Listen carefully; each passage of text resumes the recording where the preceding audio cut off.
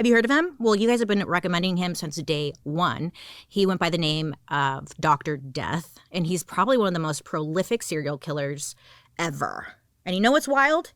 He was a doctor, like a real doctor. Went to school. Hi, I'm a doctor, right?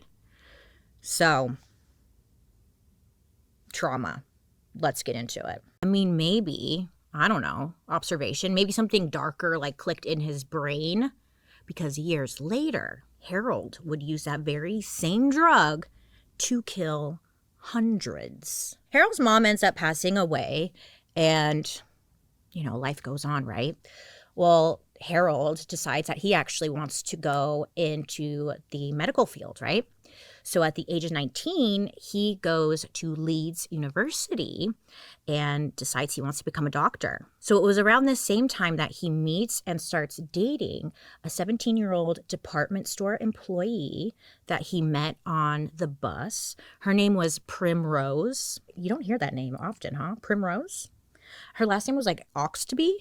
Primrose Oxtoby? Do something with that name. That's like a fragrance name. I'm wearing Primrose Oxtoby. Well, that was his girlfriend, and they began dating. And, it wasn't even that long after they started dating that Primrose gets pregnant, right?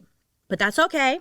Harold was determined to finish school, so he was trying to finish school. He was trying to hustle and work so he could take care of the situation that he was in. Now, because this is the olden days, you had to get married if you got pregnant, So they got married before the baby was born, and then their daughter, her name was like Sarah, arrived. And then shortly after, they had another kid named Christopher. Harold still stayed on track, and he finished school. He ended up graduating in 1970. There's family photos you can see, and he looks so happy. He's hanging out with his children. Just looks like this perfect, happy little family with the kids, And everything just looks normal, but here we are. So obviously it wasn't, Bailey. After med school, Harold started working at Pontefract General Infirmary.